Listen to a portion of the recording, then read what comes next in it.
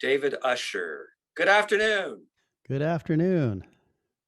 Last time I saw you was at the Danforth Music Hall. You were supporting a brand new record, your Yep. first in how many years was it? Was it a 13-year hiatus back It was then? something like that. Yeah, it took us a long time to get back to that that next record.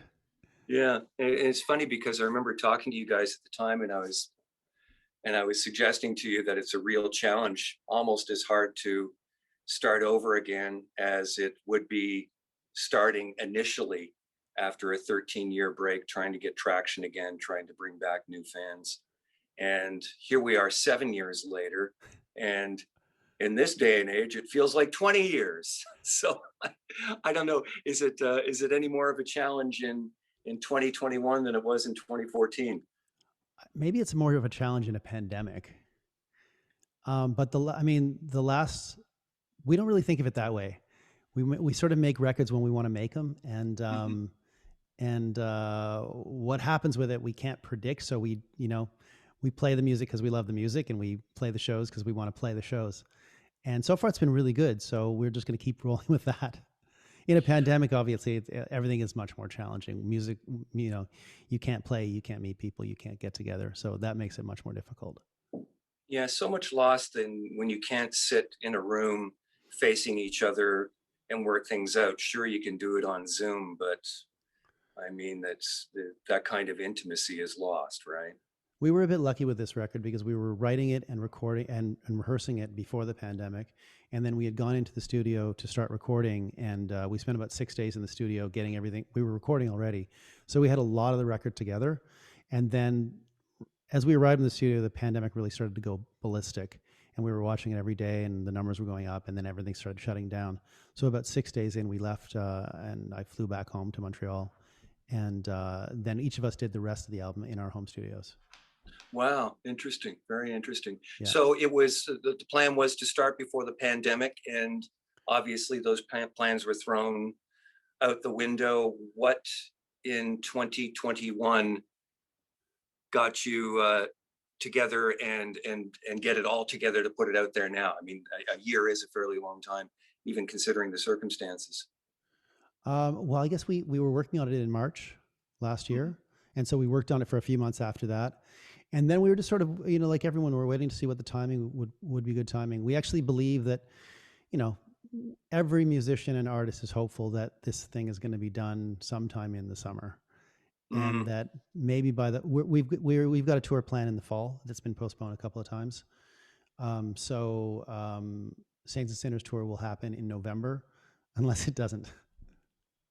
Yeah, that must have been really disappointing because that was kind of like a Canadian superstar tour of of which we haven't quite seen before, and it was quite exciting, at least Yeah, the and prospect we of it. still think it's going to happen. I mean, Yeah. we were talking about doing it in the summer, Hmm. but Hugh from the Headstones has a new TV show coming out that they're working Hmm. on. So he wanted to push till the fall, which we were fine with, and it's very lucky we did push to the fall because I don't think summer is going to happen. Yeah, Um, yeah.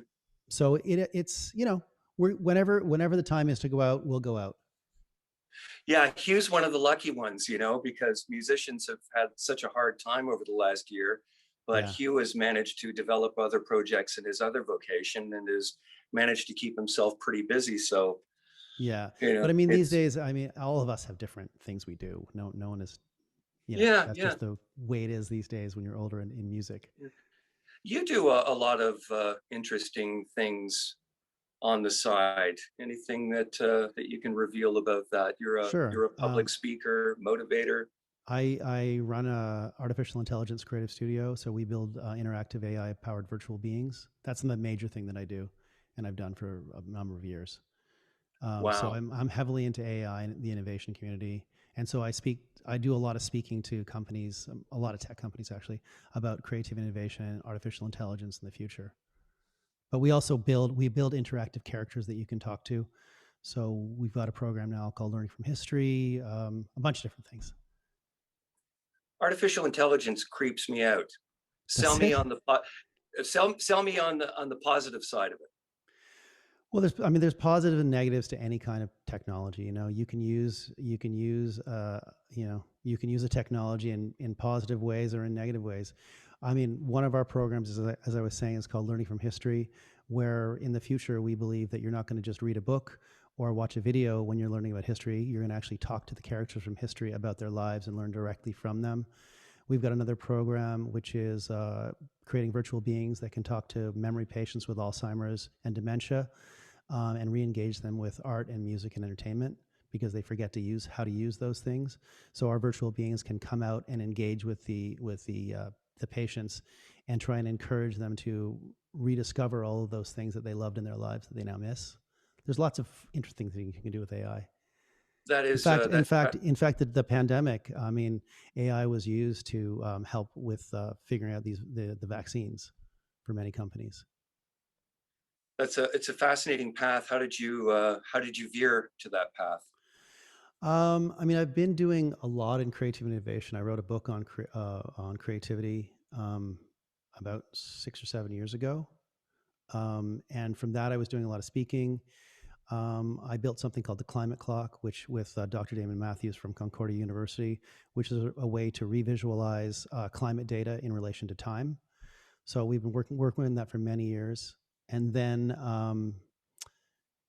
And then, I mean, if you're going to go and if you want to talk about the future, you can't talk about the future and innovation without really diving into AI, because it's the technology that's really changing everything about the way we work and the way we live.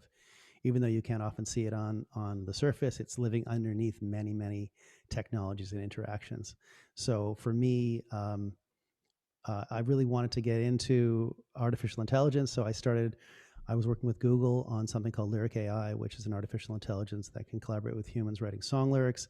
And then from there, I moved to interactive AI powered virtual beings. Wow.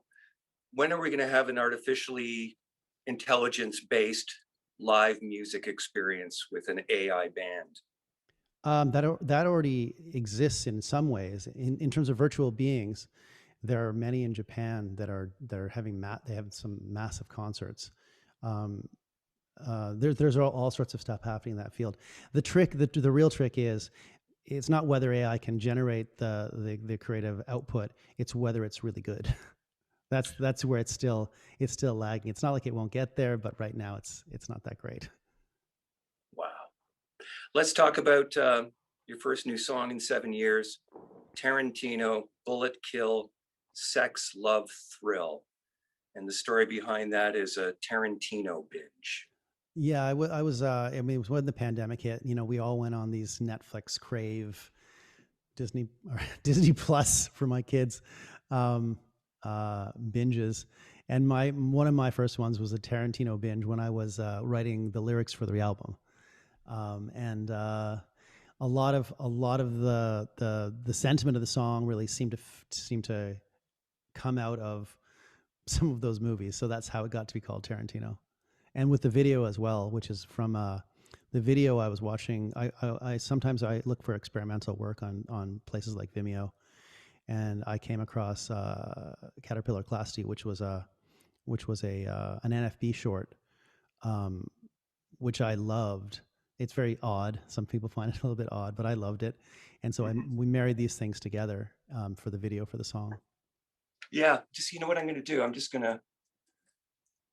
I was just watching the video a couple of seconds ago. If you just give me a second, I have to log onto Sure, my computer. no worries. But I was looking at I like to look at the comments on YouTube, and there was a real beauty at the top, and I don't know if you've seen it I on your have seen page. it. I love it. From Lord of the Rings, me hearing this song for the first time on Spotify. What a lovely track from Moist. They're such a beautiful rock group. Me going to find out if the song has a video on YouTube. Oh, effing Christ, what kind of hellish nightmare fuel? That's a perfect reaction. I'd love that. Yeah, that's really good. I mean, that's like for me, those kind of things are the imagery in the. I mean, it really for me it represents sort of where we are living, what we are living right now with our endless need and consumption. Yeah. But the it's also the it's for me I find that kind of video quite hilarious. So That's my sense of humor, I guess. What do you tell your kids about the world of consumption and our endless need to have things? I'm like every parent. We're trying to figure it out as we go along. Hmm. You try and do the things that you're doing in the ways that are, you know, I don't want to, I can't pontificate about being the perfect parent. We're all just sort of doing the best we can, especially in this ridiculous pandemic that it's really hard. Everyone's having good days and then shit days. So it really depends on, on the day. Here's a question. Does AI or will AI have any solutions? I actually think it will. I mean, you know, if you look at the data, we're not as a species about to stop our consumption. We're not going to recycle our way out of this mess. We're going to science our way out. That's what's going to that is our way out. It's through science. That's the only way we're getting out of this. And AI has a big part to play in that, definitely. The unfortunate thing is the message, not the message, but the truth gets kind of shrouded in the overflow of information that's out there, and some of that information is convincing, although not true. And it just adds to this whole drama, and it makes us think that we're not really going to come out of this anytime soon because we can only be stuck in this moment.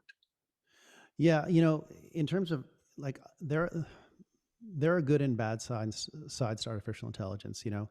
The dangerous sides of it absolutely exist in relation to, I mean, if you look at the AI's ability to write now and to create media content, um, the ability for AI to generate false narratives at mass scale is, for me, that is the daunting. It's not artificial general intelligence or artificial intelligence that can think and work like humans can across many verticals. It's not Terminator type. Uh, that has nothing. That's so far away. What we really need to worry about is AI that can write, those kind of things that take away writing scarcity, but also can spread false narratives. Those are the things that I think are the immediate threats. But it also has the ability to be used within science to make incredible change. And what we need right now is we need incredible change, and we need incredible science to get us out of this. So, So you do see a light at the end of the tunnel within 6 months? you mean for the pandemic or Yeah. for climate change? Well, the pandemic seems to be more For the present. Yeah, I think so. I mean, the variants are, I don't know if you listen to the Daily, New York Times, the Daily, the news wasn't so good on the Daily today about some of the variants, but Hmm. but you know the news on every adult being vaccinated, um, in the next 4 to 5 months is pretty good, at least in North America, Yeah, and yeah. so that's hopeful. Yeah, I think that a lot of us, or I can't speak for everyone, but I think there's a little lack of patience with how things have been distributed. I think maybe, because the provinces have been handed all the responsibility for the distribution, and then the lack of delivery, and Yeah, but there's I so much mean, pointing of fingers. And but the reality is, I mean, if you look at we can't make the vaccine here. yes. We tried to get the vaccine made here. We tried to start our facility, and no one wants to start a facility here because we don't have Hmm. the infrastructure. Hmm. So we're basically dependent on other countries to make the vaccine, other companies, and so we are a bit tied to their delivery. But the reality is, or what I think the reality is that America is ramping up. The faster America gets vaccinated, the more vaccine will flow here. So I'm very hopeful that we'll have a really good supply of vaccine within the next few months. Yeah, and we Um, had a huge delivery yesterday, I think a million exactly. doses, and we have more set for approval. And, I'm confident that, in the coming months that we're really going to see things grow exponentially. So, And um, patio weather is coming. it- That's the biggest. That's the thing that keeps me going is that patio weather. Because in the winter we're kind of hunkered down anyway, but so much more so this year. And I don't know if in Montreal it's been this way, but it's been unusually mild here. But still, Yeah. it feels like it's been winter. And Yes. even though it's gone fairly quickly and we've got off easily, it's just like I've never been so sick of winter in my life, and I just can't wait till spring arrives in 2.5 Absolutely. weeks. We're ready. We're all ready for the end. Yeah. So you must be just like aching to get out and play again, get away from the desk and just get out and be with people and be with the guys and get on the Absolutely. road. And As soon as we're allowed, we're going to hit the road for sure. I mean, it's you don't realize what a big part of your life it is till you can't do it. So yes, in a way, it's been quite a realization to how big a segment of my brain it actually takes up. great chatting with you, David. We Thank look you. You forward to too. seeing you hopefully in November. Absolutely. And if not, the end is coming soon. So we will all get through this together. That sounds great, man. Take care. Okay. All the best to you. Bye bye.